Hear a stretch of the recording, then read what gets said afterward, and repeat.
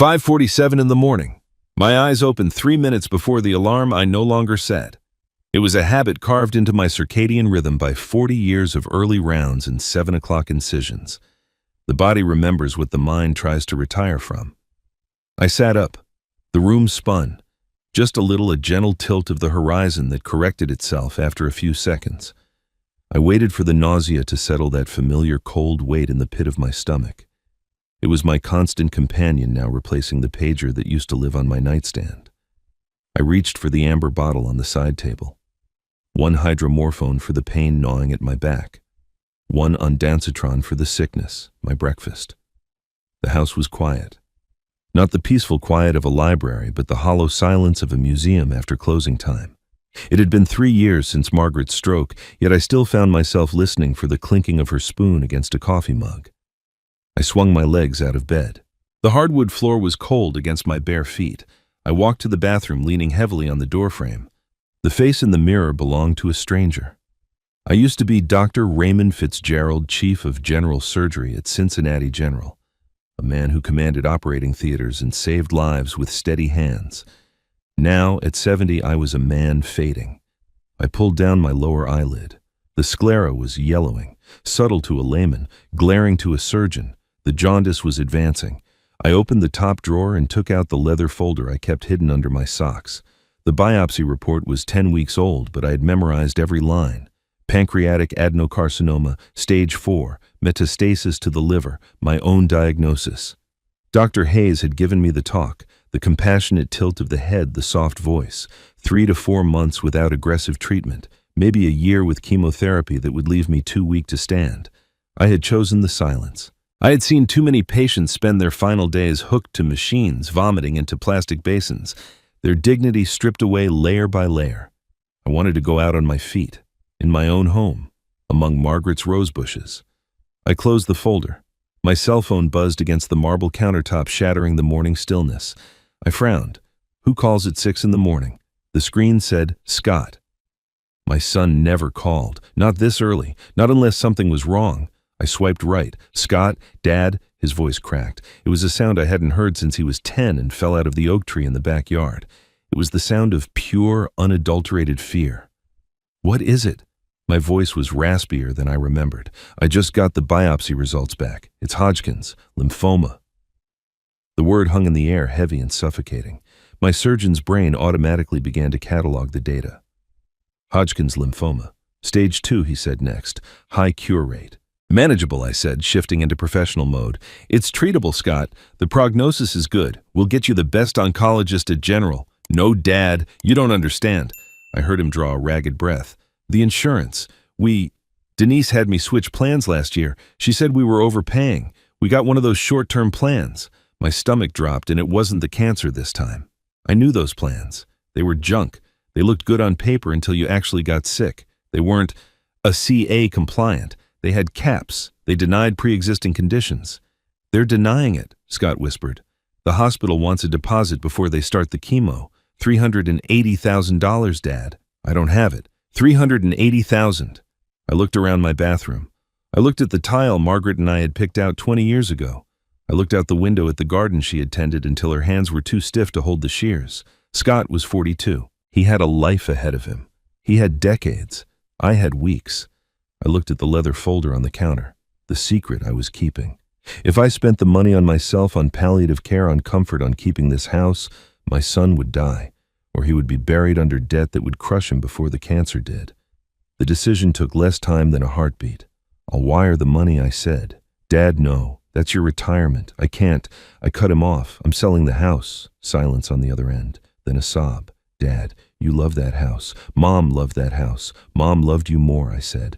My voice was steady. It was the easiest truth I had ever spoken. Pack your guest room, Scott. I'm coming to stay. I hung up before he could argue. My phone lit up again immediately. Dr. William Hayes. I let it ring. I stared at the screen until it went dark. There was nothing left to discuss with Will. He wanted to talk about trials, about fighting, about extending my time. I didn't need time. I needed cash. The real estate market in Cincinnati was hungry. The agent called it a seller's market. I called it a fire sale. I took the first cash offer, $420,000, a quick close, no inspections. The buyer was some investment entity, the agent said. Faceless, fast, perfect. It took me 4 days to dismantle 40 years of marriage. I packed Margaret's books. I packed the photo albums. I took the urn from the mantel. Everything else, the furniture, the rugs, the good china, I left for the estate liquidators. Carol Nguyen walked across the lawn as I was loading the last box into the trunk of my sedan. She had lived next door for 15 years. She knew which days I put the trash out. She knew Margaret's favorite hymns. "You are really going, Ray?" she asked, clutching her cardigan around her shoulders. "It's time, Carol. Scott needs me." She looked at the house, then back at me. Her dark eyes narrowed slightly. "That buyer," she said. "The one who came yesterday to sign the papers. He was strange. Strange how he didn't look at the furnace. He didn't check the roof. He asked about you, about me. He asked how long you practiced. He asked about your wife." Carol paused. It felt like he was buying a museum, Ray, not a rental property. I shrugged. As long as the check clears Carol, I didn't have the energy to solve mysteries. I had $380,000 in a cashier's check in my jacket pocket and a body that was slowly shutting down. I handed her the spare key. "Water the roses for me until the new owners take over," she nodded, tears welling in her eyes. "Go be with your family, Ray." I drove away without looking back in the rearview mirror. If I looked back, I wouldn't be able to leave. Scott's house was 40 minutes away in a subdivision where every lawn was manicured to within an inch of its life and every car in the driveway was leased. I pulled up to the curb. My old sedan looked like a relic next to the white SUV parked in their driveway. I felt a sharp pain in my abdomen and pressed my hand against it, waiting for the spasm to pass. I needed to sit down. I needed a glass of water. The front door opened before I could knock. Denise stood there. She was holding her phone, the camera lens pointed squarely at my face. She was wearing a beige loungewear set that probably cost more than my monthly utility bill. Her makeup was flawless, the kind of natural look that takes an hour to achieve. "Dad," she shrieked. She didn't lower the phone. "Welcome home," she said to me and to the 85,000 strangers watching on her live stream. "Look who's here to support Scott. It's Grandpa Ray." She smiled. It was a dazzling, practiced expression that didn't reach her eyes. Come in," she chirped finally, lowering the phone but keeping it recording. "We are just so blessed to have you here." I stepped over the threshold, dragging my single suitcase. The house smelled of vanilla and ambition. I looked past her, searching for my son. I was here to save his life. I just hoped I could survive his wife long enough to do it. The living room looked like a set from a magazine shoot. I recognized the aesthetic from the few times I had glanced at Denise's Instagram feed over Scott's shoulder. Everything was white beige or a soft, inoffensive gray. An oversized knit blanket was draped casually over the arm of the sofa, its folds arranged with surgical precision. A stack of coffee table books about travel and mindfulness sat perfectly aligned next to a candle that smelled like linen and expensive soap. It was a beautiful room. It was also a room where no one actually lived. "I'm so glad you're here," Denise said. Her phone still raised, capturing my entrance for her digital audience. "It means the world to us, doesn't it, Scott?" She panned the camera to my son. Scott was slumped in a wingback chair in the corner, looking pale and thinner than I had realized. The chemotherapy was already taking its toll. He offered a weak smile to the lens trained like a circus animal to perform on cue. "Yeah," he croaked. "Thanks, Dad." Denise cut the recording and her smile vanished, instantly replaced by a look of efficient distraction. She tapped away at her screen, likely adding captions and filters. "Okay, let's get you settled," she said without looking up. "We put you in the lower level suite. It's quiet down there. Private." She led the way to a door off the kitchen. I followed, my suitcase wheels thumping softly against the pristine floorboards. The stairs were carpeted in a thick plush pile that muffled our footsteps. As we descended, the air grew cooler. By the time we reached the bottom landing, I could feel the dampness settling into my joints. "This used to be Scott's man cave," Denise said, opening a door. "But we converted it for storage, and now for you. It's cozy." It was a windowless box. A single fluorescent fixture buzzed overhead, casting a sickly greenish light on the concrete walls. There was a twin bed pushed against one wall, a nightstand that looked like it had been salvaged from a dormitory, and stacks of plastic bins labeled Christmas decor and winter clothes lining the perimeter. It reminded me of the on-call rooms I had slept in as a resident 40 years ago, only colder. Perfect. I lied. Denise lingered in the doorway. "Just one thing, Ray. We practice a very specific lifestyle here, vegan, organic, low toxin. I have a meal delivery service for Scott and myself. Since you have your own preferences, I cleared out a shelf in the garage fridge for your things. She meant she wasn't going to cook for me. That was fine. I wasn't eating much these days anyway. My appetite had vanished weeks ago, another casualty of the tumor wrapping itself around my pancreas. She turned to leave, then paused. Oh, and try to keep the door closed. The aesthetic upstairs is very specific for my brand deals, and we don't want any clutter drifting up. I waited until I heard her footsteps fade up the stairs before I sat on the edge of the twin bed. The mattress was thin.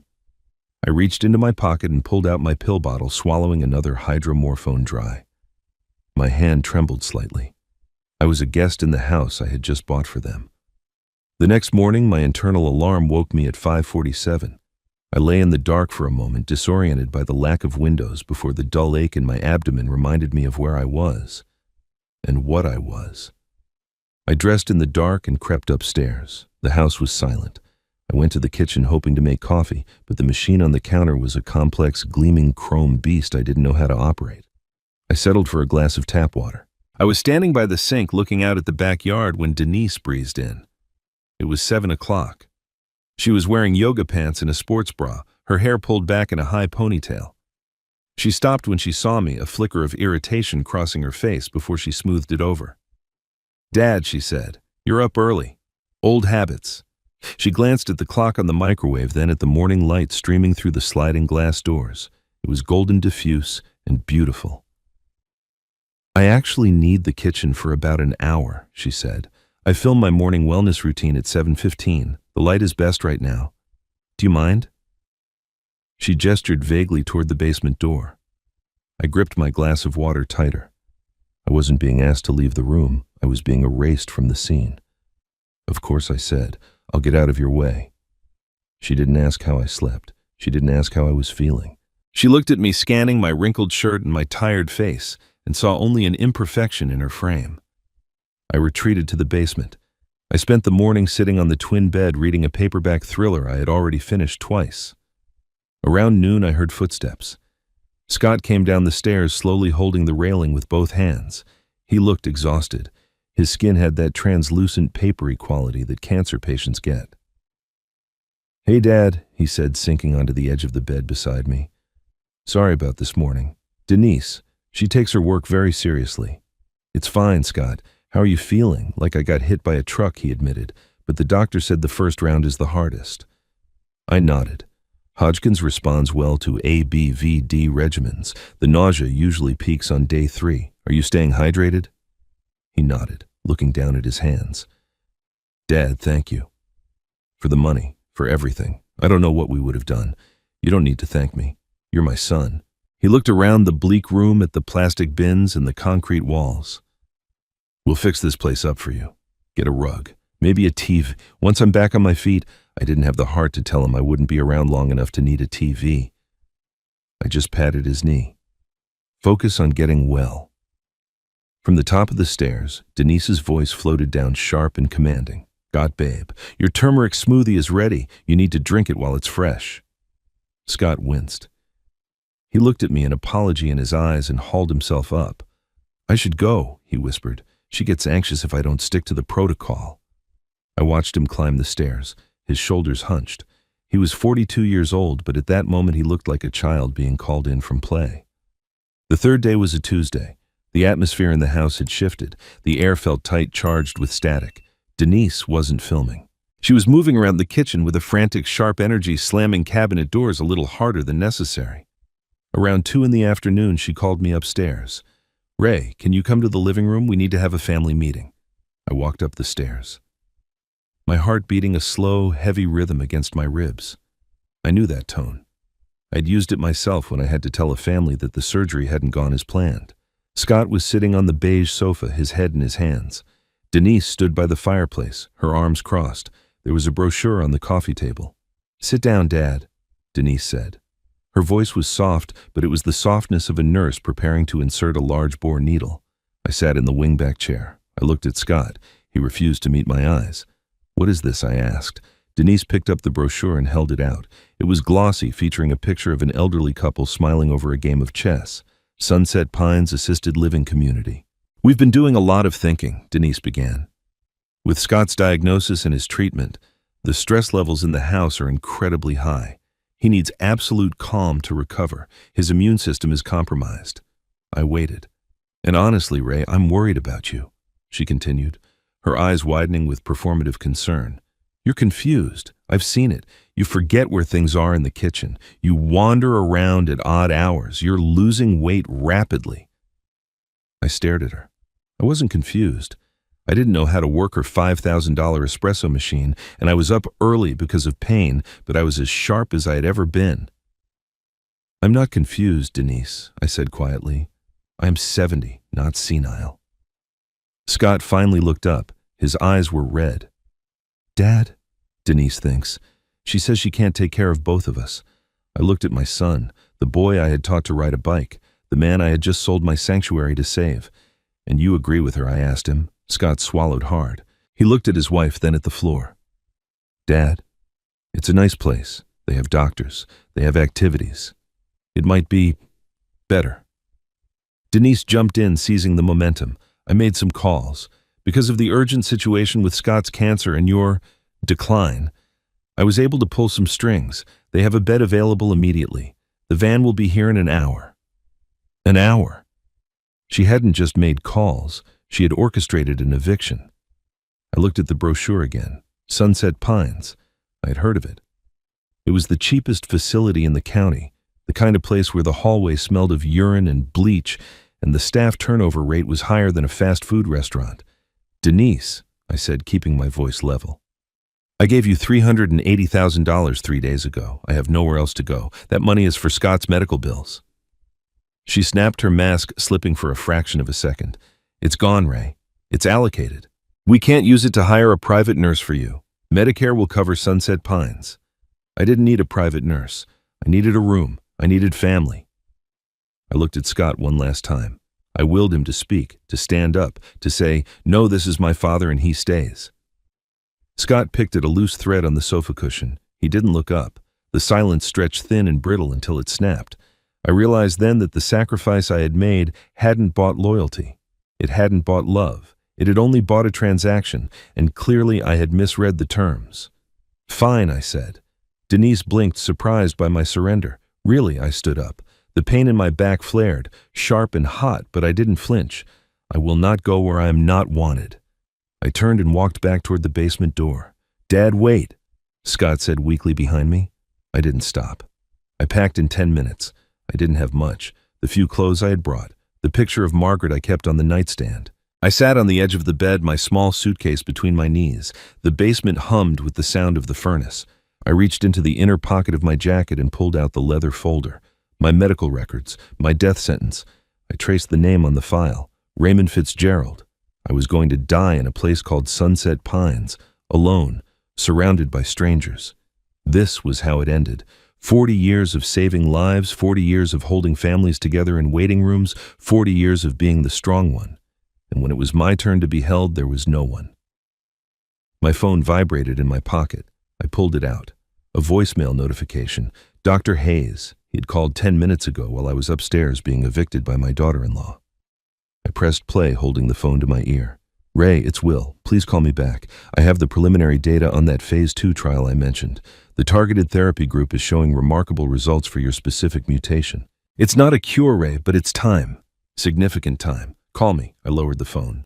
Time. Why would I want more time? Time to sit in a nursing home and stare at a wall. Time to remember the look on Scott's face when he looked at the floor instead of at me.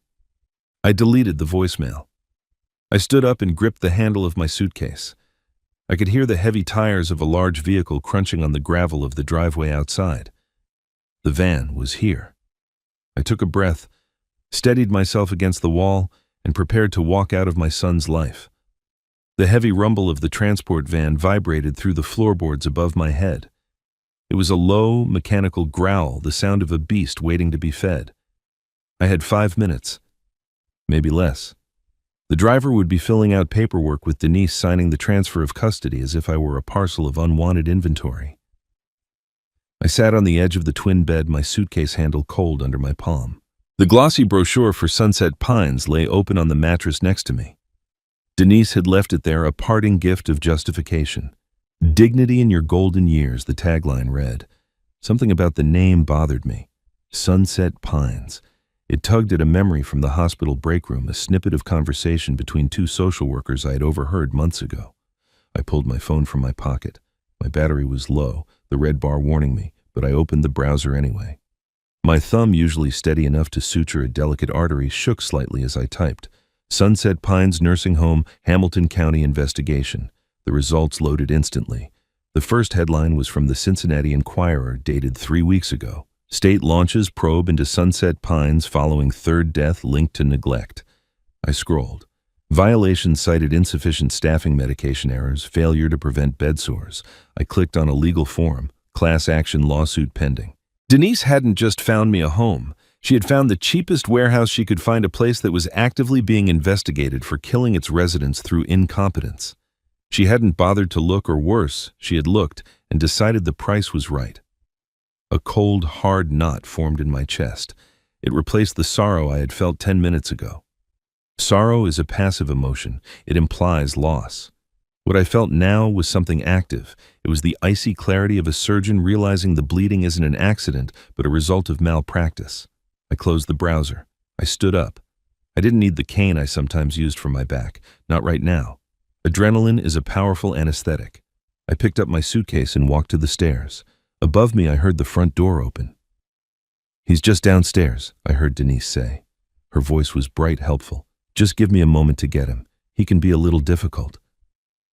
I reached the top of the stairs just as the doorbell rang again. It was a sharp, urgent sound cutting through Denise's monologue. I stepped into the kitchen hallway. Through the living room archway, I could see the front door. A burly man in a polo shirt with a medical transport logo stood on the mat, a clipboard in hand. Denise was signing something. Scott sat on the couch, staring at his knees, making himself small.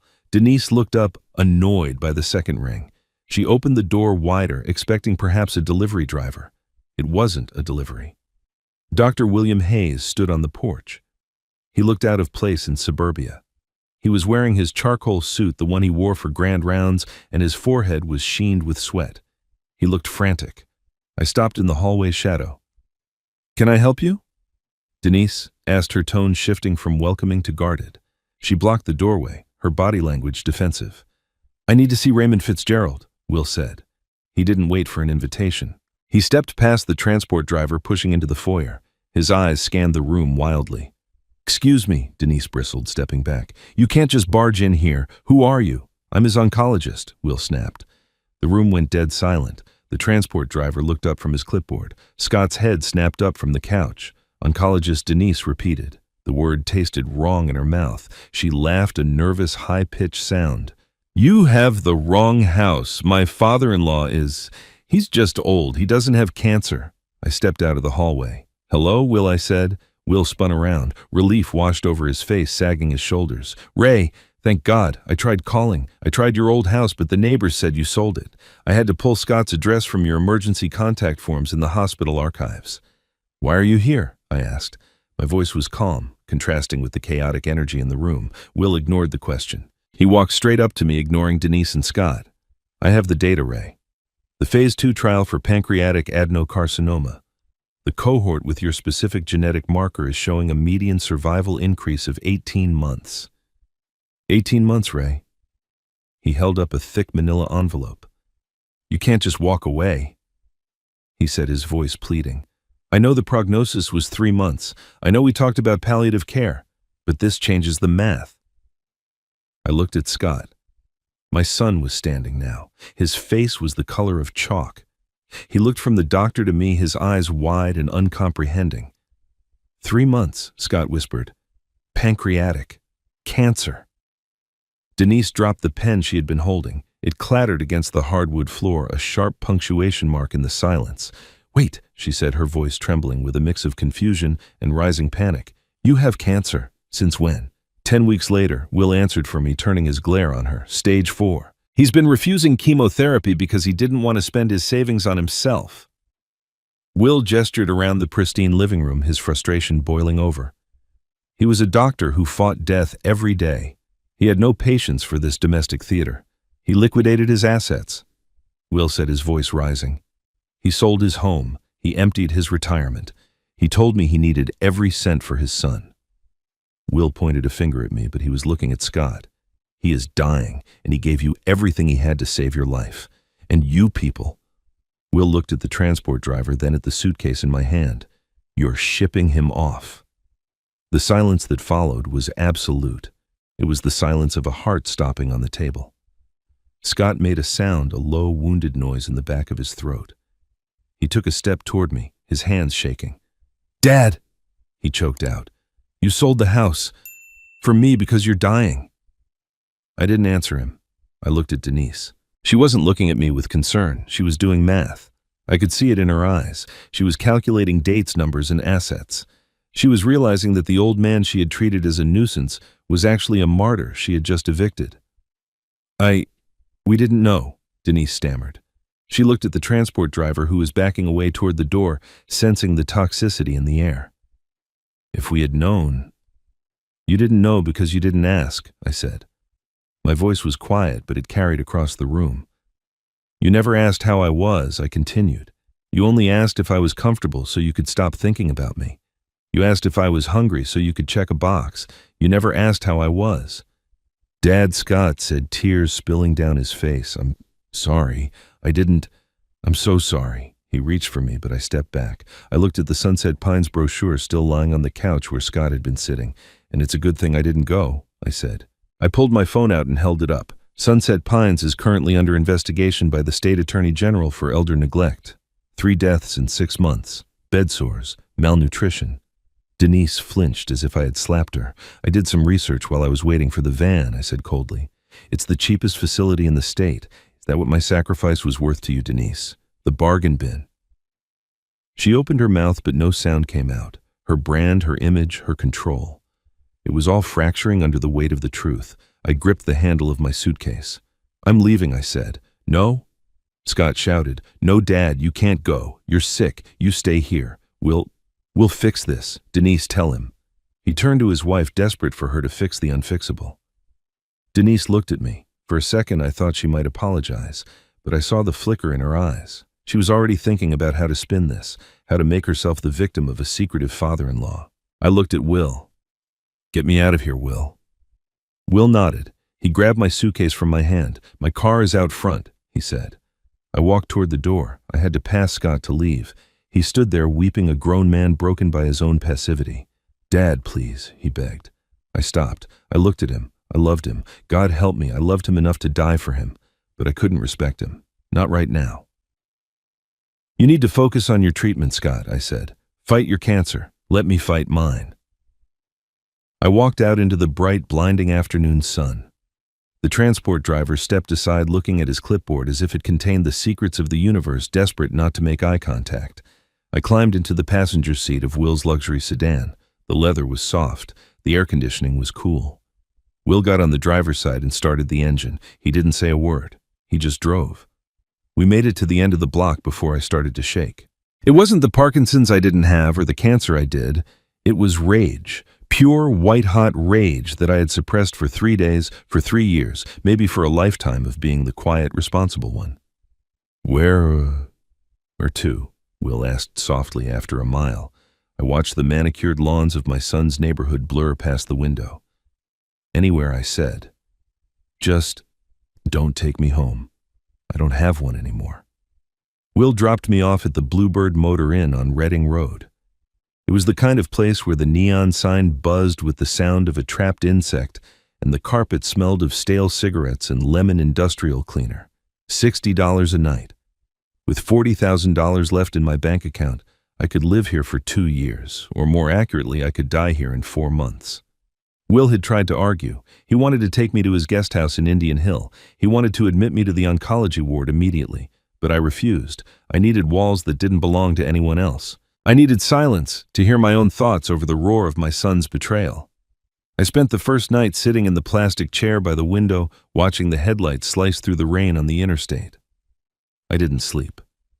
My body was tired, a deep cellular exhaustion that settled in my marrow, but my mind was a hamster wheel of grief and fury. The next morning, the walls of the motel room felt like they were closing in. I needed coffee. Real coffee, not the sludge from the packet next to the ice bucket. I walked 2 blocks to a diner called The Daily Grind. It sat in the shadow of the hospital where I had spent 40 years of my life. I used to come here as a resident after 30-hour shifts, bleary-eyed and smelling of antiseptic. I ordered black coffee and toast. I sat in a booth in the back pulling my hat low. I didn't want to be recognized. I was the former chief of surgery, now a homeless cancer patient living out of a suitcase. Ray. I froze. The voice was familiar, raspy from years of shouting orders over the din of an emergency room.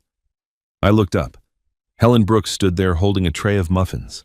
She had been the head nurse of the surgical floor for 28 years. She was the kind of woman who could terrify an intern with a single raised eyebrow and comfort a grieving mother with a single touch. "Hello, Helen," I said. She didn't ask if she could sit. She just slid into the booth opposite me. She looked at my wrinkled shirt. She looked at the yellow tint in my eyes that I couldn't hide. "Will told me," she said. Of course he did. HIPAA violations were apparently the special of the day. Don't be mad at him, she said, stirring sugar into her tea with aggressive clinks. "He called me last night. He was crying, Ray. He didn't know what to do with you. I'm not his problem. You're everyone's problem," she snapped. She leaned across the table, her voice dropping to a hiss. "You stubborn old mule. Why didn't you tell us? We thought you were off traveling. We thought you were living the good life. I didn't want the pity, Helen." "Well, you've got it now," she said bluntly. "But you've also got something else." She reached into her oversized purse and pulled out a folded piece of paper. She slid it across the Formica table. It was a printout of a property transfer record. "My house, the house on Elm Street. I know you sold it," she said. "I know why.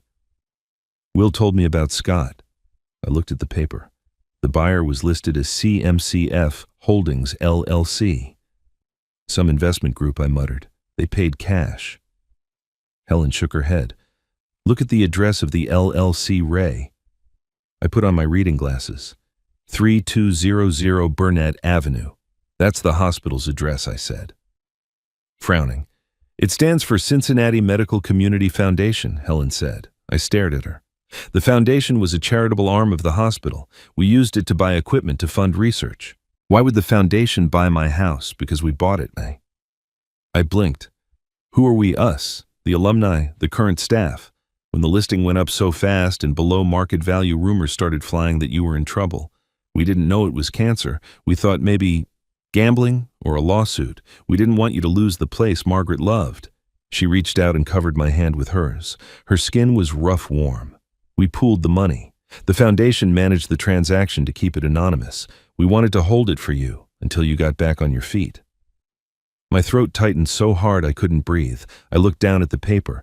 The strange buyer Carol had mentioned, the one who asked about me, about Margaret, about how long I had practiced.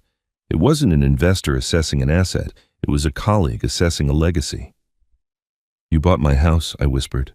"We saved your home," she corrected, "and you can buy it back whenever you want, for exactly what we paid, not a penny more." I pulled my hand away and covered my mouth. I had spent the last 3 days feeling like garbage, like something my family had thrown out to make space for their aesthetic. And here, in a diner booth sitting across from a woman I hadn't seen in 5 years, I discovered that I was worth something. I didn't know what to say. "Thank you seemed too small. Just survive, Ray," Helen said, standing up. "That's all the thanks we need. Survive so you can go back home." She left me there with my cold coffee and the piece of paper that proved I wasn't entirely alone in the world. I went back to the motel room with a different energy. The despair was still there, heavy and suffocating, but beneath it a small, hot coal of determination had started to burn. I opened my laptop. I connected to the spotty motel Wi-Fi. I needed to know exactly what I had walked away from. I typed Sunset Pines into the search bar again. I dug deeper this time. Beyond the news articles, I found the court filings. The class action lawsuit wasn't just about negligence. It was about fraud. The facility was accused of billing for services never rendered, of sedating patients to keep staffing levels illegal low. And then I found the admission criteria. Involuntary admission requires a physician's certification of cognitive impairment or a court order of guardianship. I had neither. I logged into the patient portal for the hospital system. My old credentials still worked as an emeritus staff member. I looked up my own chart. There was a recent access log. A request for records had been faxed from a generic medical office 3 days ago. The request claimed to have my power of attorney attached. I had never signed a power of attorney for Denise. I switched tabs. I typed in Denise Fitzgerald. Her Instagram page loaded a wall of beige and filtered sunshine. I scrolled past the photos of avocado toast and yoga poses until I found a post from yesterday. It was a picture of her and Scott holding hands. Scott looked pale, exhausted. Denise looked radiant, gazing bravely into the middle distance. The caption read, "Cancer is a journey we walk together. So proud of my warrior husband. We've had to make some hard choices this week to protect our peace and focus on healing. Sometimes toxic energy has to be removed to make room for light." Toxic energy. That was me. The man who paid for the chemotherapy running through her husband's veins. I kept digging. I searched for Scott's employment history on LinkedIn. He had been a marketing director at a mid-sized logistics firm until 8 months ago. I cross-referenced with Glassdoor. The salary range for that position was $120,000 to $140,000 a year. Why had he quit? I went back to Denise's blog. I found a post from 8 months ago titled "Taking the Leap," why I encouraged my husband to quit the rat race. Scott was dying inside, she wrote. He needed to pursue his passion for woodworking. We're taking a leap of faith. The universe will provide. The universe didn't provide health insurance. The universe didn't pay for Hodgkin's treatment. I did. Scott hadn't lost his job. He had thrown it away because his wife wanted a husband who fit her brand of artisanal authenticity. And when reality hit, when the short-term insurance she likely picked to save money for handbags failed, they didn't take responsibility. They took my house. I slammed the laptop shut. The phone rang. It was Scott. I stared at the screen. Part of me wanted to let it ring. Part of me wanted to throw the phone through the window. I answered, "Dad?" His voice was small. Wrecked. "I'm here." "Where are you? Are you safe?" "I'm safe," which is more than I can say for where you tried to send me. "Dad, please."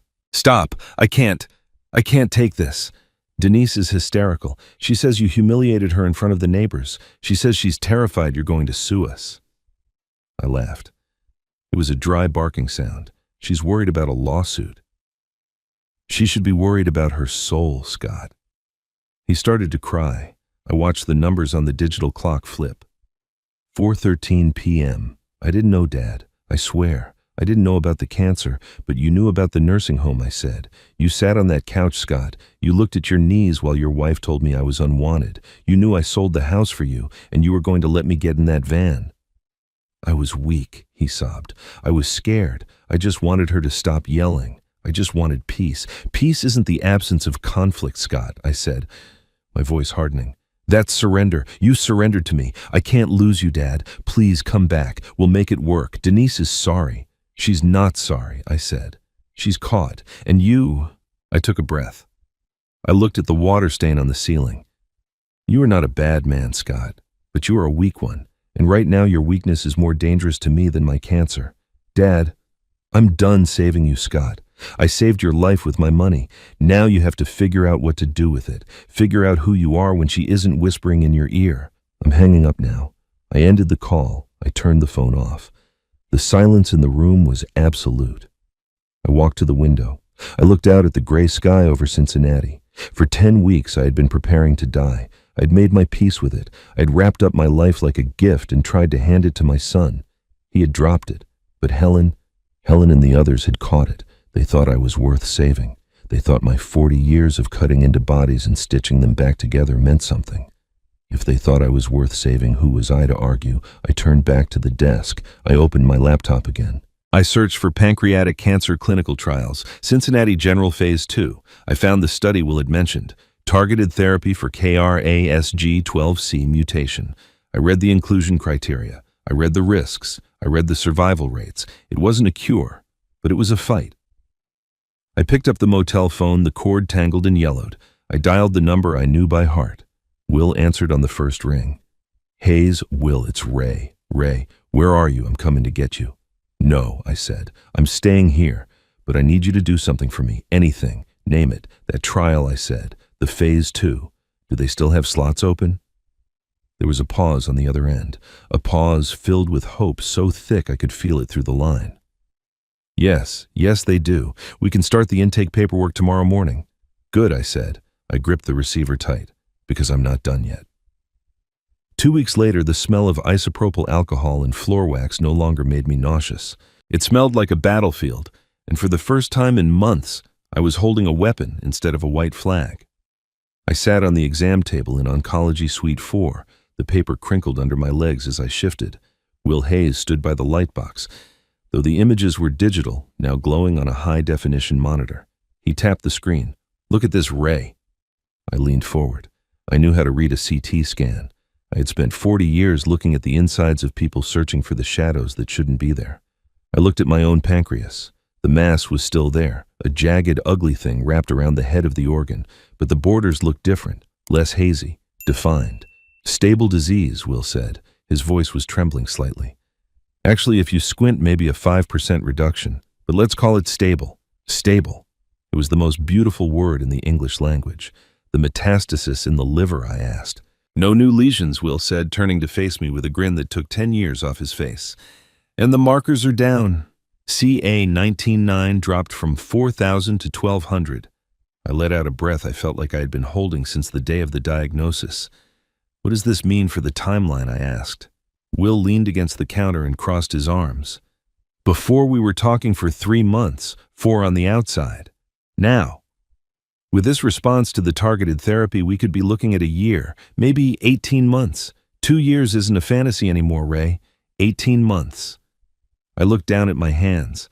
They were thin, the veins prominent, but they were steady. 18 months meant I would see another spring. I would see the roses bloom in the garden I no longer owned.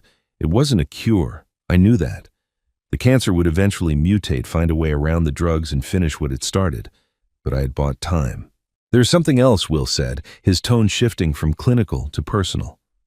I looked up. What the foundation board met last night, since the purchase of the house went through and since the news of your diagnosis has quietly circulated among the senior staff, they want to do something.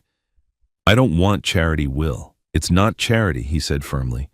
It's an honor. They're organizing a gala next week to formally recognize your 40 years of service. They're calling it the Fitzgerald Legacy Dinner. I shook my head. A dinner, Will? I'm living in a motel. You don't have to be. The house is there, Ray. It's sitting empty. The foundation wants you in it, but if you're not ready, that's fine. Just come to dinner. Let people tell you what you meant to them. I thought about the lonely silence of the Bluebird Motor Inn. I thought about the way the clerk looked at me when I asked for extra towels. I'll think about it, I said. That was a lie. I already knew I would go, not for the applause, but because for the first time in a long time, I wanted to be Dr. Raymond Fitzgerald again, even just for one night. I left the clinic with a prescription for the next round of oral chemo and a feeling in my chest that felt suspiciously like hope. I walked through the main lobby of Cincinnati General. It was a soaring atrium of glass and steel filled with the murmur of anxious families and the squeak of rubber soles. I was heading toward the revolving doors when a voice cut through the ambient noise. Dad? I stopped. My stomach tightened. Denise was standing near the gift shop. She looked immaculate as always. She wore a camel-colored trench coat belted tightly at the waist and oversized sunglasses that she pushed up into her hair as she approached. She rushed toward me, her heels clicking on the terrazzo floor. She reached out as if to hug me, but I took a half-step back. Her arms dropped awkwardly to her sides. I've been looking everywhere for you, she said, breathless. Scott is a wreck. We've been so worried. You knew where I was, Denise. I sent Scott the address of the motel. I know, but we wanted to give you space. She lowered her voice, glancing around to see if anyone was watching. This is a public performance, I realized. She was checking her lighting. You look good, she lied. I looked like a cancer patient who had lost 15 pounds, but I nodded. What do you want, Denise? She sighed, a sound of practiced exhaustion. I want us to be a family again. Scott misses you. I miss you. We made mistakes, Ray. The stress of the diagnosis, it made us crazy, but we want to fix it. I studied her face. I looked for genuine remorse. I saw calculations. Why now, I asked. Because you're sick, she said, her eyes wide. Because you're Scott's father. Or is it because you heard about the gala, I asked softly. Her face went still. Just for a fraction of a second, the mask slipped. I heard something about dinner, she admitted, recovering quickly. A friend who works in administration mentioned it. It's wonderful, Ray. You deserve it. And did you hear about the house? She blinked. The house, did you hear that the foundation bought it? That it's technically an asset held in trust for me to buy back? She licked her lips. I might have heard something like that. I laughed. It wasn't a happy sound. That's why you're here, Denise. You thought the money was gone. You thought I was a destitute old man draining your resources. Now you find out I'm a celebrated figure with a potential real estate asset and powerful friends. The math has changed, hasn't it, Ray? That is incredibly unfair, she hissed, stepping closer. I'm trying to build a bridge here. For Scott. For Scott, I repeated. Yes, he needs you. He's starting to respond to the chemo, but he's depressed. He needs his father. Then let Scott come tell me that. He's afraid of you, she said. You were so harsh on the phone. I was honest. Come home, Ray, she pleaded. She reached out and touched my arm. Her grip was firm, possessive. We can look after you. We can make the basement nice. Or maybe we can move back into your old house if the foundation lets you back in. We could take care of you there. It would be better for your image at the gala, wouldn't it? To arrive with your loving family. There it was. The trade, my dignity for her image, my house for her comfort. I pulled my arm away. I'm busy. Denise, I have an appointment. I walked away toward the revolving doors. I didn't look back, but I could feel her eyes on me, drilling into my back like lasers. She hadn't gotten what she wanted. That made her dangerous. I met Scott 2 hours later at a coffee shop 3 blocks from the motel. He looked terrible. The chemo had taken his hair and he wore a beanie that looked too big for his head. His skin was gray. He didn't stand when I walked in. He just stared at his untouched herbal tea. Denise told me she saw you, he said. She did. She says you were cruel. I sat down. I wasn't cruel, Scott. I was clear. There is a difference. He looked up at me. His eyes were rimmed with red. Why didn't you tell me about the house that you might get it back? Because it's not yours, Scott. He flinched. I know that. I feel like I don't know anything anymore. Denise says we need to get you back in the fold to protect our inheritance. She actually used that word. Inheritance. At least she's honest with you, I said. Scott put his head in his hands. I don't want your money, Dad. I want to stop feeling like I'm drowning. I look at her and I don't recognize her. But I look at myself and I don't recognize me either. That's the first smart thing you've said in weeks, I told him. He looked at me desperate. What do I do, Dad? Tell me what to do. I leaned across the table. I can't tell you. That's the point. For 40 years, I told people what to do. I told patients to cut to sew to medicate. I told you to go to college. I told you to save money, and look where we are. I took a sip of my black coffee. You have to decide, Scott. You have to ask yourself if the life you are living is the one you want or the one you were scripted to perform. Denise is writing a play, and you're just a prop. He wiped his eyes with the back of his hand. She says you're the villain. I smiled grimly. In her story, I am. The question is, whose story are you living in? I stood up. I didn't pay for his tea. He needed to pay for something himself. Think about it, Scott. The gala is next Saturday. You're invited, alone. I left him sitting there, a man in a beanie hat staring into a cup of cooling tea, trying to find a reflection that wasn't there. I returned to the Bluebird Motor Inn as the sun was setting, painting the dirty parking lot in shades of bruised purple. The front desk clerk, a young man with piercings who rarely looked up from his phone, waved a yellow envelope at me as I passed the glass partition. Package for you, Mr. Fitzgerald. Dropped off by a courier. I took it. It was heavy. There was no return address, just a stamp from a legal courier service that worked with the hospital, Will. I carried it to my room. I sat on the edge of the bed and tore open the seal. Inside was a single document clipped together, a photocopy. It was the admission application for Sunset Pines Assisted Living, the one Denise had filled out the day she tried to evict me. I turned to the second page. The section titled Physician's Assessment of Cognitive Health. Usually a doctor fills this out, but there was a checkbox for emergency expedited admission, allowing a family member or guardian to self-certify pending a medical exam within 48 hours. I looked at the boxes Denise had checked. Does the resident exhibit signs of memory loss? Checked, yes. Is the resident capable of making independent financial and medical decisions? Checked, no. Does the resident pose a safety risk to themselves or others without supervision? Checked, yes.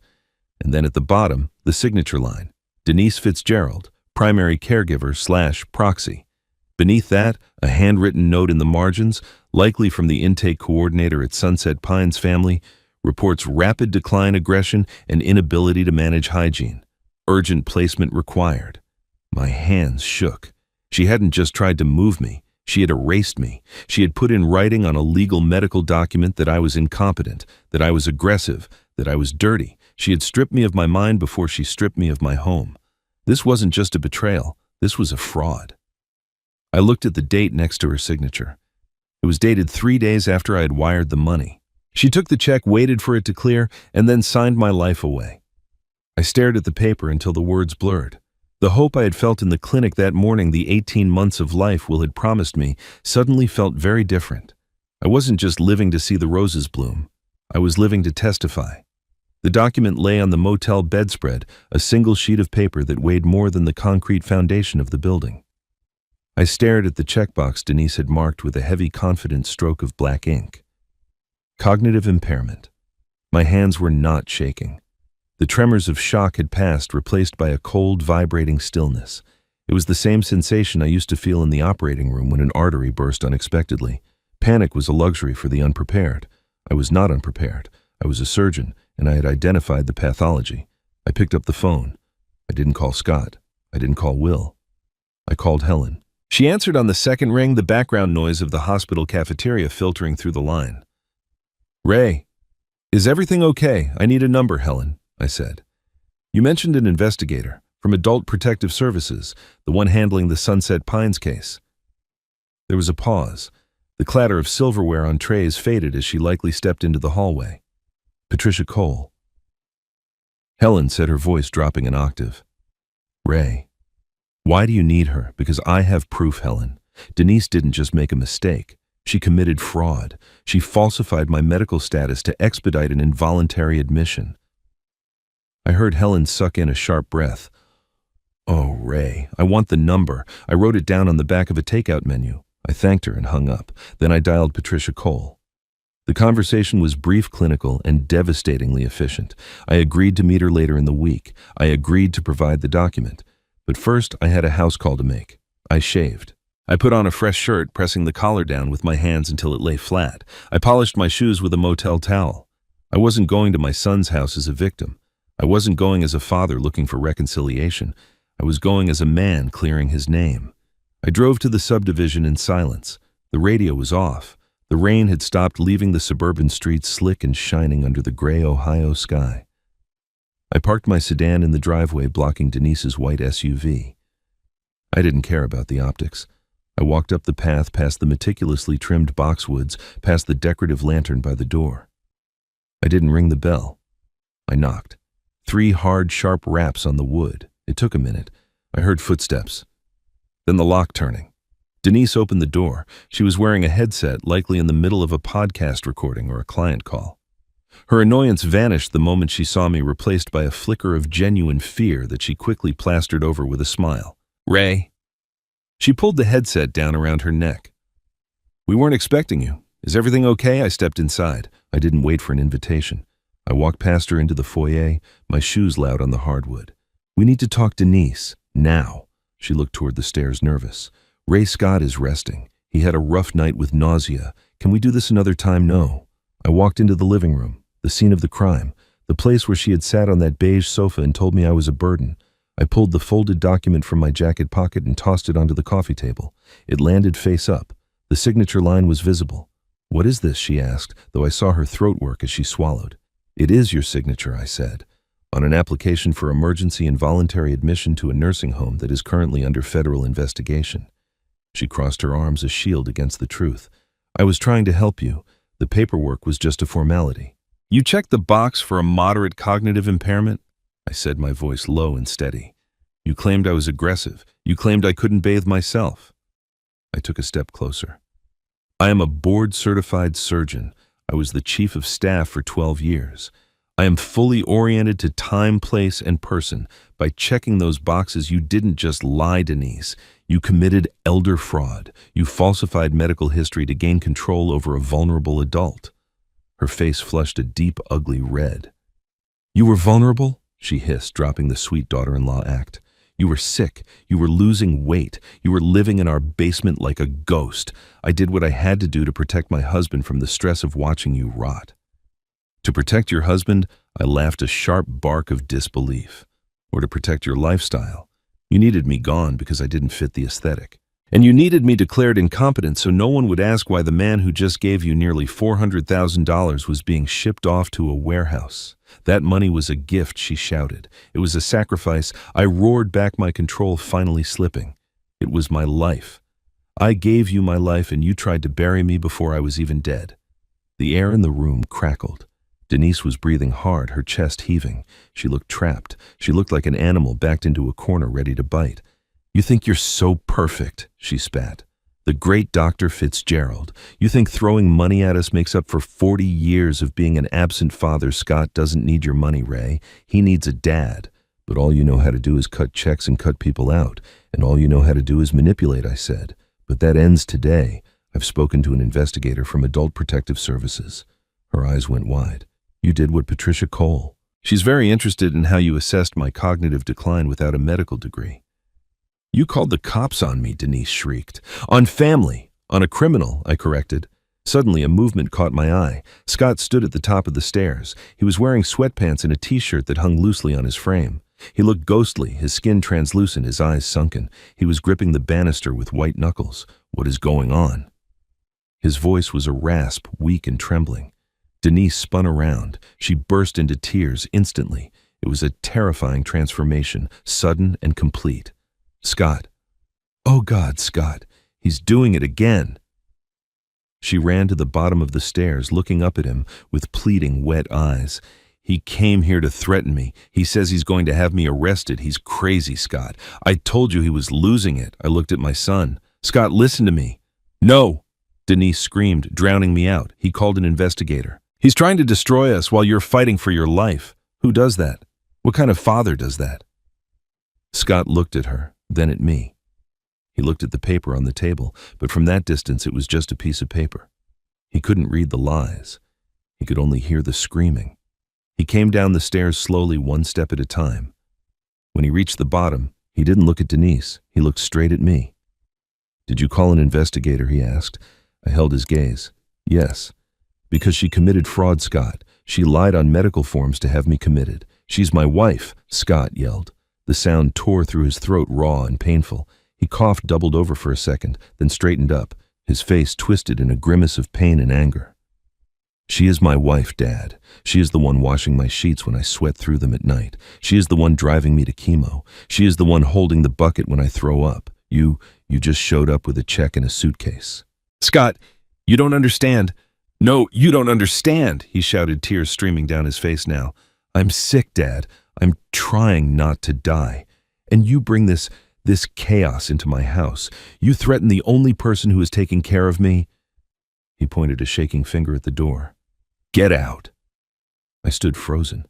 The words hit me harder than the diagnosis, harder than the loss of the house. Scott. Look at the paper, I pleaded softly. Just read it. I don't care about the paper, he screamed. I don't care. I care that my wife is crying. I care that my father is trying to put her in jail. I care that I can't breathe because there is so much hate in this room. He put his arm around Denise, who buried her face in his shoulder, sobbing loudly. He held her. He protected her. He chose her. Leave Dad. Scott whispered, his energy spent. Just leave us alone. If you love me, just go. I looked at them. The tableau of a marriage, the victim and the protector. The narrative was complete and I was the villain. I reached out and picked up the document from the coffee table. I folded it carefully and put it back in my pocket. I looked at my son one last time. I wanted to tell him that she had cancer, not lymphoma. I wanted to tell him that he was hugging the parasite that was draining him. But I saw his eyes. He wasn't seeing me. He was seeing a threat. I understand, I said. My voice sounded hollow, like it was coming from someone else, someone far away. I turned and walked to the door. The sound of Denise's sobbing followed me, a triumphant, jagged rhythm. I walked out of the house. I got into my car. I sat there for a long time, staring at the garage door. My hands were gripping the steering wheel so hard my knuckles were white. I had lost. I had the truth. I had the evidence. I had the law on my side. And none of it mattered, because I had lost the only thing I was fighting for. I started the engine and backed out of the driveway. I drove aimlessly for an hour, the suburbs giving way to the city giving way to the river. I pulled into a park overlooking the Ohio River and killed the engine. I watched the barges move slowly against the current. My phone rang. I looked at it. Dr. William Hayes. I didn't want to answer. I didn't want to talk to anyone. I wanted to disappear. I wanted the tumor in my pancreas to do its job and finish this miserable story. But habit is a strong tether. I answered. Ray Will's voice was breathless, excited. What is it? Will you need to come in? Right now. I'm not coming in, Will. I'm done. No, listen to me. The radiologist just finished the secondary review of your scans from yesterday. We missed something. Or rather, we underestimated it. I rubbed my eyes. I don't care. You should, Will said. The tumor isn't just stable, Ray. It's shrinking rapidly. The necrosis in the center of the mass is significant. The response to the targeted therapy it's unprecedented for this time frame. I stared at the gray water of the river. So I asked. So Will said, his voice dropping to a whisper of awe. We aren't looking at 18 months anymore. If this continues, if we combine this with radiation, Ray, we could be looking at years, 5 years, maybe more. You're going to live, Ray. I lowered the phone from my ear. 5 years. The news should have been a miracle. It was the golden ticket, the reprieve every cancer patient prays for in the darkness of the night. But as I sat there alone in my car, rejected by my son with the woman who hated me holding the keys to his life, the news didn't feel like a gift. It felt like a sentence. I was going to live, which meant I had to find a way to exist in a world where my sacrifice meant nothing. I looked at the river. It kept flowing indifferent to the man watching it. I put the car in gear. I'm coming in, I told Will. Not because I was happy, but because if I was going to live, I needed a new reason why. The doctor's lounge on the 4th floor of Cincinnati General had not changed since I was a resident in the 80s. It still smelled of burnt coffee and industrial carpet cleaner. The vinyl sofas were still the color of dried blood cracked in places where generations of exhausted surgeons had collapsed for 20 minutes of sleep. I sat on one of those sofas, my hands resting on my knees. Will Hayes was pacing in front of me, buzzing with an energy that felt abrasive against my silence. Helen sat in the corner nursing a styrofoam cup of tea, watching me with eyes that missed nothing. Will slapped a file onto the low table between us. 5 years, Ray, he said, his voice loud in the quiet room. Maybe more. The necrosis in the primary tumor is extensive. The liver mets are calcifying. You are not dying. Not anytime soon. He waited for a reaction, a smile, a tear. Something. I gave him nothing. I looked at the vending machine in the corner, humming its low electrical tune. I watched the coil holding a bag of pretzels. It was stuck halfway dangling. That's great, Will, I said. My voice was flat, a dead thing. Will stopped pacing. He looked at Helen, then back at me. Ray, did you hear me? You're responding to the treatment. This is the best case scenario. This is a miracle, I repeated. I stood up. My legs felt heavy, not from age, but from the sheer weight of the afternoon. A miracle is when you get what you want, Will. I didn't ask for time. I asked for an exit. I sold my house to buy a clean exit for my son. Now I have the time, but I don't have the house and I don't have a son. I walked over to the window. Below, the city lights of Cincinnati were starting to blink on a sprawling grid of amber and white. Somewhere out there in a comfortable subdivision, my son was probably eating dinner with the woman who had tried to erase me. What am I supposed to do in 5 years? I asked the window. Move into a studio apartment, get a job, greeting people at Walmart, watch from a distance as Denise spends the rest of my money. Stop it, Helen said. Her voice was sharp, cutting through my self-pity like a scalpel. I turned. She had set her tea down. She was standing up, smoothing the front of her scrubs. You are feeling sorry for yourself because your transaction didn't clear, Ray. My transaction. I frowned. I gave him everything. That wasn't a transaction. It was a sacrifice. No, she said, walking toward me. It was a purchase. You sold your house and gave him the money, and in exchange you expected him to become the man you wanted him to be. You expected him to stand up to his wife. You expected him to validate you. She stopped 2 feet from me. She was a head shorter than I was, but at that moment she felt 10 feet tall. You threw yourself on a grenade, Ray, and now you're mad that he didn't thank you for the shrapnel. That isn't love. That is control. You tried to buy his backbone with your death. I opened my mouth to argue, to tell her she was wrong, but the words died in my throat. I thought about the check, the way I had handed it over, the way I had accepted the silence afterward because I thought my martyrdom spoke for itself. Helen was right. I hadn't just wanted to save his life. I had wanted to be the hero of his story. And when he didn't cast me in that role, when he chose his wife's narrative instead, I felt cheated. So what do? I whispered. The anger drained out of me, leaving only a hollow ache. You live, Helen said. You stop waiting for Scott to give you permission to matter. You matter because you are Raymond Fitzgerald, because you saved thousands of lives in this building, because you are a good man, even if you are a stubborn one. She reached into her pocket and pulled out a set of keys. She held them out to me. The foundation closed on the house this morning, she said. I stared at the keys. There was a simple brass keychain attached. I can't afford it, Helen. I have $40,000 in a motel bill. You aren't buying it alone, she said. She grabbed my hand and pressed the keys into my palm, curling my fingers over the cold metal. We started a fund. The Alumni Association. The nursing staff, former patients. 215 people donated in 48 hours. We raised enough for the down payment and the first 2 years of the mortgage. The foundation is carrying the note for the rest interest-free. I looked at Will. He was grinning now, leaning against the wall. You take the house, Will said. You move back in. You plant your garden. You finish your treatment. And you let us take care of you for once. I looked down at the keys. I felt the jagged edges biting into my skin. It was real. For 40 years, I had been the one giving. I gave it time. I learned skill. I gave money. I had defined myself by what I could provide. The idea of taking, of accepting charity, of needing help had always felt like failure. But standing there in the staff lounge with 2 people who had fought for me when my own blood had turned away, I realized that receiving wasn't a weakness. It was just another form of connection. I closed my hand tight around the keys. Thank you, I said. My voice cracked just a little. Don't thank us, Helen said, sitting back down and picking up her tea. Just show up at the gala on Saturday and wear a decent tie. I left the hospital an hour later. The night air was cool and smelled of rain on asphalt. I walked to my car, the keys to my old life heavy in my pocket. I wasn't going back to the motel. I was going home. I sat in the driver's seat for a moment, just breathing. I watched a young resident walk across the parking lot, his white coat flapping in the wind, looking tired and important. I remembered that feeling, the certainty that the world rested on your shoulders. It didn't. The world spun on with or without us. We just had to decide how we wanted to ride it. My phone buzzed in the cup holder. I looked at the screen. Scott.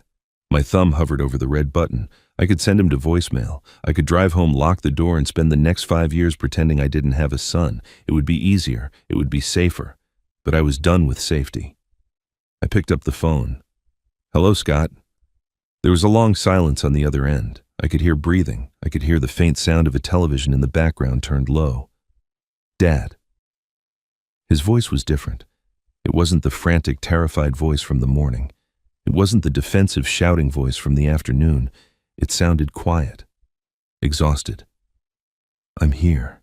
I got my scan results an hour ago, he said. I waited.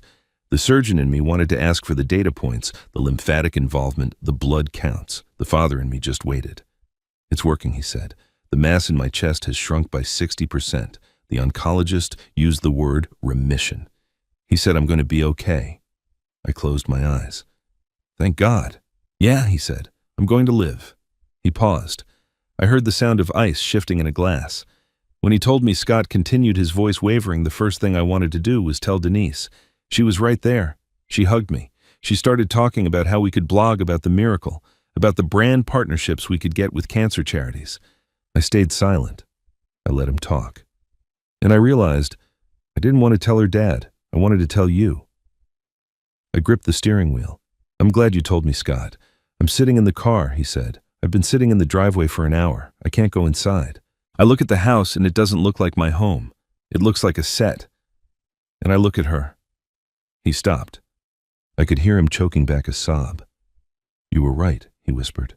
About everything. I'm weak. I let her erase you because it was easier than fighting her. And today when you came over, when I saw you standing there fighting for your dignity while I hid behind her skirt, I hated myself. Scott, no, let me say it. I hated myself, and I realized that if I survive this cancer but I stay in this house, I'm dead anyway. I looked out the windshield. The parking lot lights were blurring. What do you want to do? Scott, I want to come to the gala, he said, on Saturday. I looked it up. The Fitzgerald Legacy Dinner. I want to be there.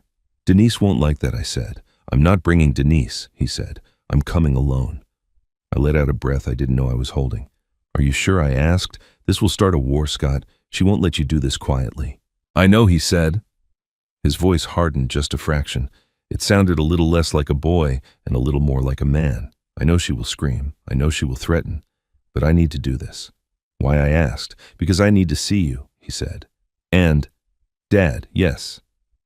If you really have 5 years, if there is really time, do you think you could teach you how to be a man, he said. Because I don't think I know how, and I don't want to die without learning. I looked at the hospital towering above me, a monument to healing. I looked at the keys in my hand. I started the engine. 7 o'clock. Scott, I said, don't be late. I won't, Dad. I hung up the phone. I put the car in gear and drove out of the lot, turning toward Elm Street, toward the roses, toward the future. It wasn't a happy ending, not yet, but it was a beginning. And for a man who had been planning his own funeral 2 weeks ago, a beginning was more than enough. The charcoal suit hung a little looser on my shoulders than it had 5 years ago. I stood in front of the full-length mirror in the motel room, adjusting the Windsor knot of my tie. It was the same suit I had worn to receive the chief of staff appointment, and the same tie I had worn to Margaret's funeral. Clothes are witnesses. They hold the shape of the man you were when you wore them. I checked my reflection. The jaundice had faded significantly thanks to the stents and the medication. I looked tired, yes. I looked 70. But I didn't look like a victim. I walked out to the parking lot where Will Hayes was waiting. His sedan idled, the exhaust curling into the cool evening air. Are you ready for this? Will asked as I slid into the passenger seat. I buckled my seatbelt. No, but let's go anyway. The banquet hall at Cincinnati General was transformed. I had been to 100 fundraisers in this room, eaten 100 rubbery chicken dinners under these same chandeliers, but tonight felt different. A large banner stretched across the stage, honoring Dr. Raymond Fitzgerald, 40 years of dedication. The room was packed, not just with the hospital administrators in their expensive suits, but with people I hadn't expected. I saw scrubbing nurses I hadn't worked with in a decade. I saw orderlies. I saw former residents who were now department heads with gray in their own beards. Helen Brooks found me near the entrance. She linked her arm through mine, her grip firm. Look at them, Ray, she whispered. I looked. A woman in her 40s approached holding a champagne flute. Dr. Fitzgerald, she asked tentatively, you operated on my appendix in 2008. It ruptured. You stayed at the hospital for 36 hours to monitor me because I was pregnant. My daughter is 16 now. She reached out and squeezed my hand. Thank you. Another man stepped up. I was your intern in '95. You terrified me. You threw a retractor at the wall once. But you taught me how to stitch a vessel so it never leaks. I teach my residents the same way now, minus the throwing. I stood there overwhelmed. For weeks, I had measured my worth in dollars. I thought my value was $380,000. I thought my legacy was a house on Elm Street. I was wrong. My legacy was standing in this room. It was in the pulse of a teenager I had never met. It was in the hands of a surgeon saving a life 3 states away. It was a web of survival I had helped weave knot by knot for 40 years. I took a deep breath. I felt lighter than I had in years. Then the double doors at the back of the hall swung open. The chatter in the room didn't stop immediately, but a ripple of silence spread from the entrance outward like a wave. Denise walked in. She was dressed for a coronation. Her gown was a shimmering gold floor-length number that caught every photon of light in the room. Her hair was swept up in an elaborate chignon, and in her hand held high like a torch was her phone. The recording light was on. "Dad," she cried out. Her voice was pitched perfectly to carry to the back of the room without sounding shrill. She swept toward me, a golden ship parting a sea of confused medical professionals. "We are so proud of you," she announced to her live stream and the room simultaneously. "I just had to be here to see you receive this honor." She reached me and threw her arms around my stiff shoulders. The smell of her expensive perfume was suffocating. She turned, angling us both toward her phone screen. Look, everyone, here's the man of the hour, Grandpa Ray. We love you so much. The room had gone quiet. These were doctors and nurses. They were trained to observe. They saw my rigid posture. They saw the way Helen had stepped back, her face a mask of disgust. They saw the performance. I reached up and gently but firmly removed her arm from my shoulder. I turned to face her. I didn't smile for the camera. "Hello, Denise?" She faltered for a second, her smile twitching. "Dad, don't be shy. Say hi to the followers." I looked at the crowd. I saw confusion on the faces of my colleagues. I saw the whispers starting. "This is my daughter-in-law," I said, my voice projecting clearly to the back of the room. "She is the one who filled out the paperwork for Sunset Pines." Denise's smile froze. She lowered the phone slightly. "What?" She laughed nervously. "Dad, you're being silly. She expedited my admission 3 days ago." I continued speaking to the room, not her. She checked the box, claiming I had moderate cognitive impairment. She claimed I was aggressive. She tried to have me involuntarily committed to a facility that is currently under federal investigation for neglect. A gasp went through the room. Denise took a step back. Her face flushed a deep, blotchy red. That is a misunderstanding," she stammered, looking around for an ally. "He was sick?" He was confused. "We were trying to help him. I sold my house to pay for her husband's chemotherapy," I said. 3 days later, she packed my bags. The silence in the room was absolute. It was the kind of silence that precedes a verdict. Denise looked frantic. She looked at the camera, then at me.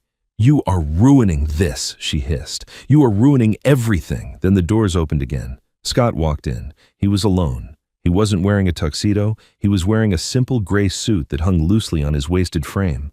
He looked tired. He looked sick, but he was walking with his head up. He walked past the rows of doctors. He walked past the tables of appetizers. He walked straight toward us. Denise cried out relief, flooding her face. "Thank God. Tell them your father is confused. Tell them we were just trying to protect him." She reached for him, grabbing his arm with frantic, clawing fingers. Scott stopped. He looked at her hand on his sleeve. Then he looked at her face. "No, Denise," he said. His voice was quiet, but in the silence of the hall it sounded like a thunderclap. "Scott," she whispered.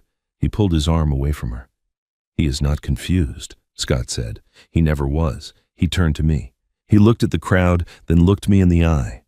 "My father sold his home to save my life," Scott said, his voice shaking with emotion. "And I let him be treated like a burden. I let him be pushed out. I was a coward." He took a breath and tears began to track down his thin cheeks. "I'm sorry, Dad. In front of everyone you worked with, in front of everyone who respects you. I want them to know that I am the one who failed, not you." I felt a lump form in my throat the size of a fist. I stepped forward. "You didn't fail, Scott," I said softly. "You just took the long way to get here." Denise let out a sound that was half scream, half sob. "This is insane. You are brainwashing him. Scott, look at me. I did everything for you. I managed your life. I managed your money. I protected you. You controlled me," Scott said, "and I let you, but I'm done." Denise stared at him with pure hatred. Her mask was gone. The influencer was gone. All that was left was a cornered, vicious thing. "Fine," she shrieked. "You want him? You can have him. You can have the debt. You can have the sickness. I'm done with both of you. You will be hearing from my lawyer." She turned to storm out, her gold dress swirling. "Mrs. Fitzgerald." The voice came from the side of the stage. A woman in a navy business suit stepped forward. She held a black leather portfolio. Denise stopped. "Who are you?" "I am Patricia Cole," the woman said calmly. "I am an investigator with Adult Protective Services." Denise went pale. "I need to speak with you regarding the admission application you submitted to Sunset Pines," Patricia said. "Specifically the section where you attested to Dr. Fitzgerald's incapacity. Falsifying medical information to facilitate the confinement of a senior citizen is a felony in the state of Ohio." Denise looked at the investigator. She looked at the crowd of doctors staring at her with judgment. She looked at her phone, which was still recording the live stream of her own destruction. She didn't scream. She didn't fight. She simply crumpled. The air went out of her. She looked small, mean, and defeated. "My office will be in touch on Monday," Patricia said. "I suggest you get a lawyer." Denise turned and ran. The clicking of her heels was a frantic, retreating rhythm that faded down the hallway. The door swung shut behind her. The room exhaled. Scott stood there trembling. He looked like he might collapse. I reached out and took his arm. I held him up. "It's okay," I said. "It's over."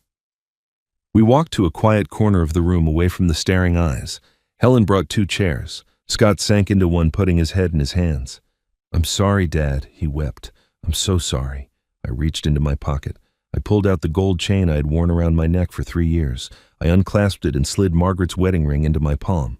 Scott looked at me. He raised his head. His eyes were red and swollen. I held up the ring.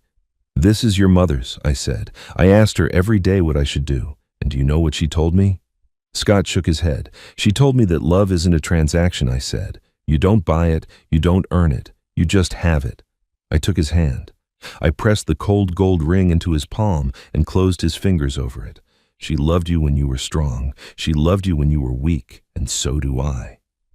Scott looked at the ring. He brought it to his lips and kissed it. "I love you, Dad," he whispered. Will Hayes appeared at my elbow. He was smiling. "Sorry to interrupt, Ray," he said, "but there is one more piece of business." He handed me a set of keys. "The foundation finalized the paperwork this morning," Will said. "The house on Elm Street is yours. You can buy it back at the original sale price." I looked at the keys. I shook my head. "Will, I can't. I don't have the money. We know," Helen said, appearing on my other side. She held up a tablet. "That is why we started the Fitzgerald Homecoming Fund." She scrolled through a list of names. Hundreds of them. 215 donors, she said. Doctors, nurses, patients, the cafeteria staff. We raised the down payment and the first 2 years of the mortgage. The foundation is carrying the rest interest-free. I looked at the names.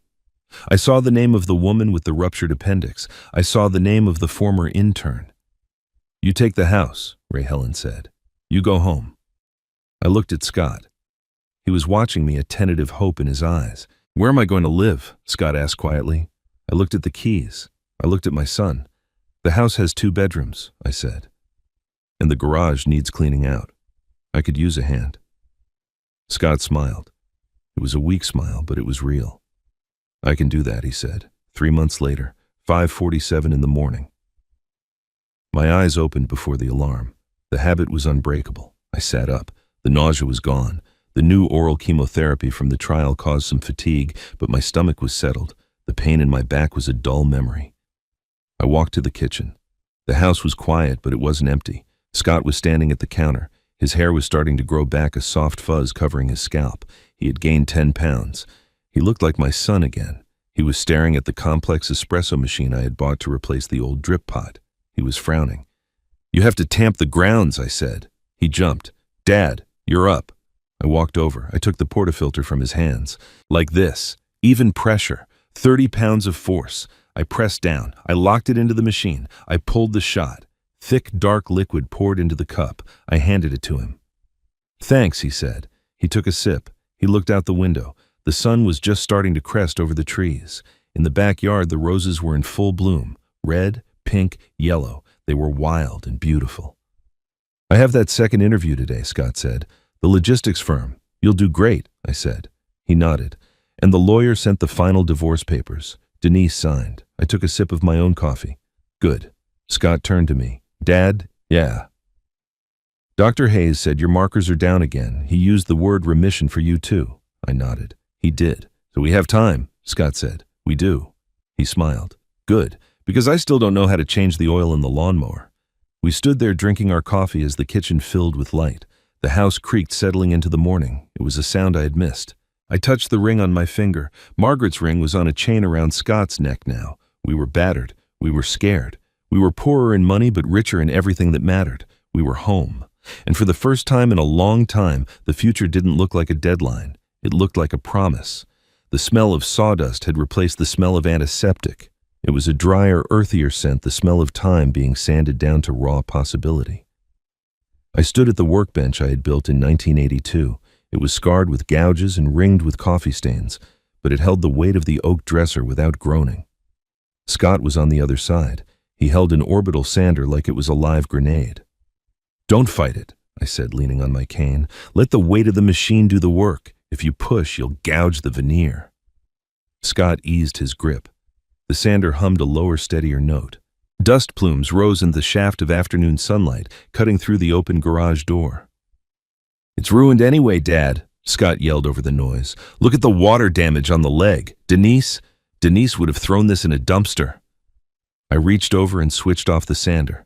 The silence rushed back in heavy and sweet. "Denise isn't here," I said, "and neither is the dumpster." I ran my thumb over the water-stained wood. It was rough raised like a scar. "We don't throw things away just because they have a history, Scott. We sand it down. We bleach the stain. We seal it. The damage becomes part of the grain. It gives it character." Scott looked at the dresser. It was a beat-up piece we had dragged out of a foreclosure down the street, a donation to the New Beginnings project Helen and I had started. We fixed furniture for women leaving domestic shelters, women who were starting over with nothing but a suitcase just like I had 3 months ago. "It's going to take forever," Scott muttered, wiping sweat from his forehead with the back of a gloved hand. "We have time," I said. "Remember 5 years, maybe more." I picked up a chisel. "Besides," I added, tapping the splintered drawer front, "you need to learn patience. You spent 8 years rushing to please someone who couldn't be pleased. Now you learn the pace of the wood." Scott picked up the sander again. He looked at the dresser, really looked at it not as a piece of trash, but as a project.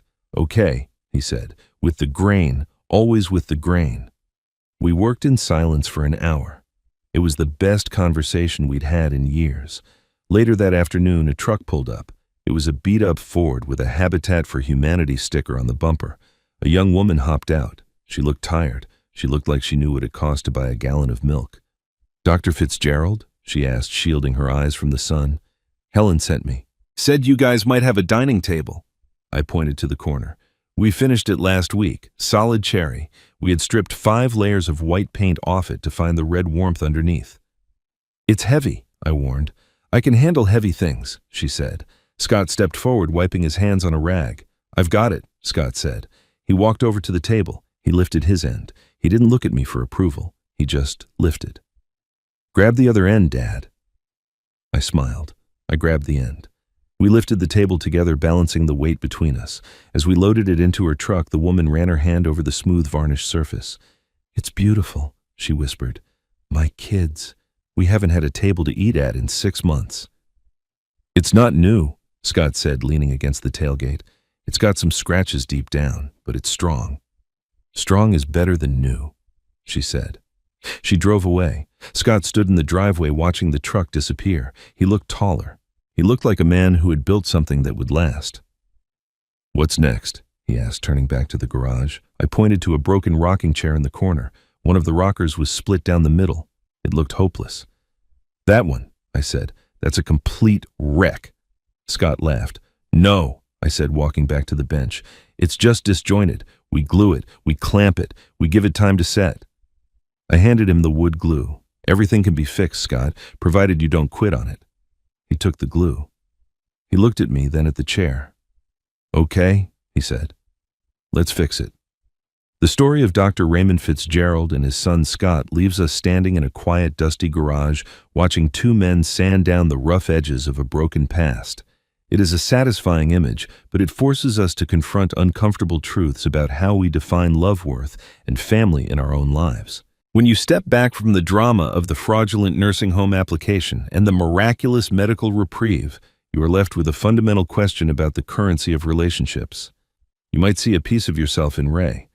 How often do you feel that your value to your family is inextricably tied to what you can provide? Ray believed that his worth was calculated in the hours he worked, the surgeries he performed, and ultimately the check he wrote. He thought he had to buy his son's safety, and in doing so he tried to purchase his own redemption. But the lesson Ray had to learn, the lesson that nearly cost him his final years, is that love is not a transaction. You cannot buy loyalty with a house, and you cannot protect your children by shielding them from your own vulnerability. When you hide your pain to protect the ones you love, you aren't being strong, you are building a wall. Ray's silence didn't save Scott. It nearly orphaned him. It begs the question, what are you hiding from the people you love? Because you think you are carrying the burden for them. True connection requires the courage to be seen not just as a provider, but as a person who bleeds, hurts, and needs. And then there is Scott. It is easy to look at Scott with frustration, to see his passivity as cowardice. But pause for a moment and ask yourself if you have ever handed the pen of your life story to someone else because you were too afraid to write it yourself. Scott's journey wasn't about defeating a villainous wife. It was about defeating his own need for peace at any cost. He confused silence with safety. He confused submission with love. How many times have you stayed quiet to keep the peace, only to realize later that you were waging a war against your own soul? Scott teaches us that passivity is a choice, and it is a dangerous one. You are responsible for the life you accept. If you allow someone to erase your history, to isolate you from your family, or to define your values, you are not a victim. You are a volunteer. It is a harsh truth, but as we saw with Scott, realizing it is the only way to wake up. Ultimately, this story is a testament to the concept of restoration. Just like the furniture Ray and Scott repair in that garage, relationships are rarely beyond saving, provided you are willing to strip away the rot. We are all a bit like that water-damaged dresser, scratched, stained, and imperfect. We carry the marks of our mistakes and the scars of our silence. But the damage does not make us trash. It gives us grain. It gives us character. As you move forward from this story, ask yourself, are you loving people or are you managing them? Are you showing up as your authentic self, or are you performing a role because you are afraid that who you are isn't enough? You do not need a terminal diagnosis to start living with intention. You do not need to lose everything to realize what matters. You simply need to decide today that you are worth more than what you provide and that your life belongs to you. The garage door is open. The sun is coming up. The work of restoration is waiting for you.